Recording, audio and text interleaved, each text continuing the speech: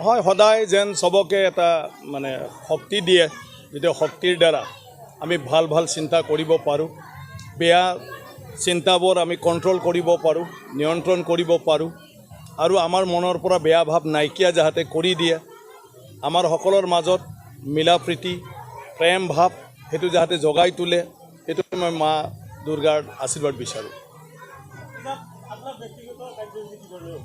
পূজাৰ মোৰ ব্যক্তিগত কাৰ্যসূচী সেইটোৱে, পূজা অলৰেডি আমাৰ অসমৰ সকলো ৰাইজে বিভিন্ন স্থানত আপোনাৰ পূজা তুলি সদায় ফালে পূজা কৰে, আৰু সেইবোৰতে গৈ ফালে ৰাইজৰ লগত দৰ্শন কৰিম। মোৰ ব্যক্তিগত কোনো তেনেকুৱা ধৰণৰ বিশেষ প্ৰগ্ৰাম নাই। তাৰপিছত মোৰ সমষ্টিৰ ৰাইজ আছে, সমষ্টিৰ লগত আছোঁ, তো সমষ্টিৰ ৰাইজে আমাৰ বহুত ঠাইত মানে পূজা পালন কৰে, সেইবোৰ পূজাত মই ৰাইজৰ লগত গৈ তাত পূজা অৰ্চনাত অকণমান মানে আগভাগ ল'ম। গতিকে পূজা মই ৰাইজৰ লগতে খটুৱাম, তাৰ বাদে মোৰ ব্যক্তিগত একো কাৰ্যসূচী নাই।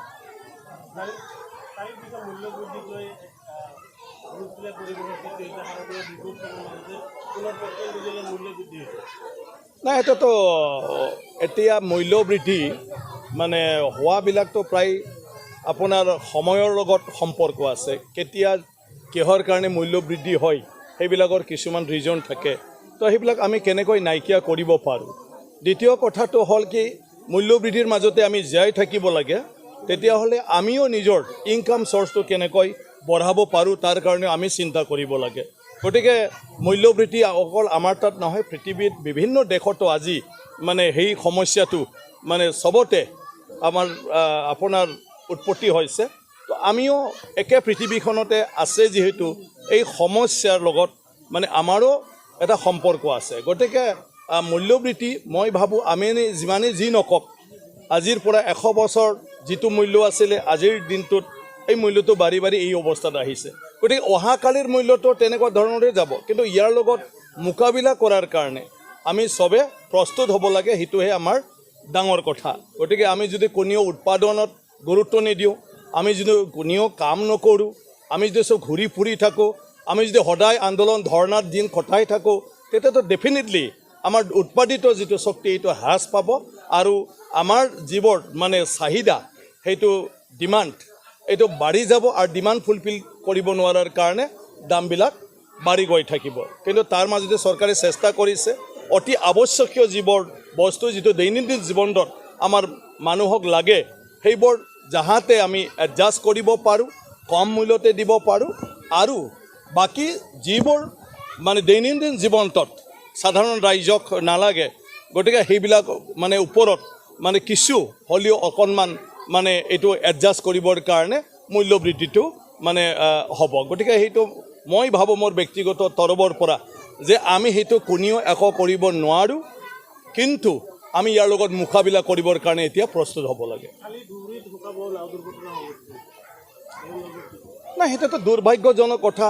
ইয়াতো এটা নাও দুৰ্ঘটনা ঘটিত হোৱাৰ পিছত বহুত মানুহৰ তাত হয়তো কোনোবা ইঞ্জুৰি হৈছে বা বিভিন্ন ধৰণৰ কষ্ট হ'বলগীয়া হৈছে, এইটো দুখজনক কথা। কিন্তু কথাটো হ'ল কি, তেনেকুৱা ধৰণৰ এক্সিডেণ্ট কেতিয়াবা হয়, আৰু সেই এক্সিডেণ্ট কেতিয়া কেনেকুৱা হ'ব আমি কোনেও ক'ব নোৱাৰোঁ।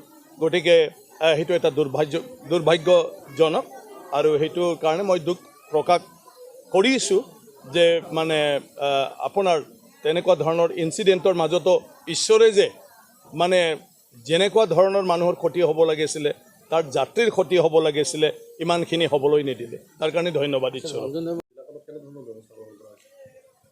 আমাৰ ডিষ্ট্ৰিক্টখনত লাষ্ট কাউণ্ট কৰালৈকে যিটো পাৰ্মিশ্যনৰ সংখ্যা দেখিছোঁ, আমি এৰাউণ্ড 140 মান পূজা মানে পাৰ্মিশ্যন হৈছে এতিয়ালৈকে।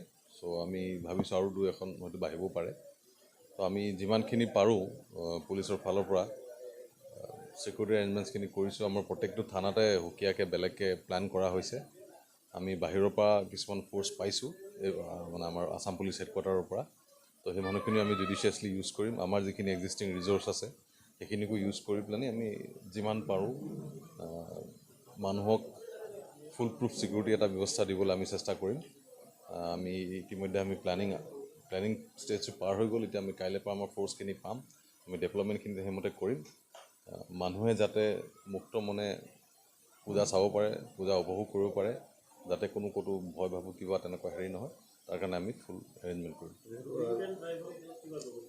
আমাৰ চেকিং চলি আছে। আমি আজি আপোনালোকে যায় যদি আমাৰ চাপাগুৰিত এটা জইণ্ট চেকিং চলি আছে ট্ৰান্সপৰ্ট ডিপাৰ্টমেণ্টৰ লগত, আৰু বেলেগ বেলেগ জেগাতো চেকিং চলি আছে। চ' মই এপিল কৰিছোঁ যাতে এই সুৰাপান কৰি গাড়ী বা মটৰচাইকেল নচলায়।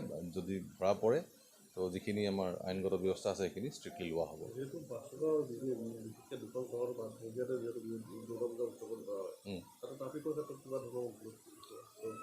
আমি চাইছোঁ, আমি নিড বেছড হেৰিত যদি দৰকাৰ হয় কোনোবা এটা ৰাস্তা যদি আমি দেখোঁ যে কিবা হেৰি হৈছে, বা ধৰক এইটো যেনেকৈ পূজা ইয়াত মানুহৰ ভিৰ বেছি হ'ব যিহেতু এটা ইউনিক এটা পেণ্ডেল বনাইছে, তো এনেকুৱা কিছুমান জেগা লাগে চাই আমি ওৱান ৱে বা ন' এণ্ট্ৰি কিমান কৰিম। But as a whole normal চলি থাকিব। যিমান য'ত একদম মিনিমাম সময়ৰ কাৰণে মানুহৰ ইনকনভিনিয়েঞ্চ বেলেগ মটৰিষ্টৰ বা গাড়ী চালক বা যোন গাড়ী ব্যৱহাৰ কৰা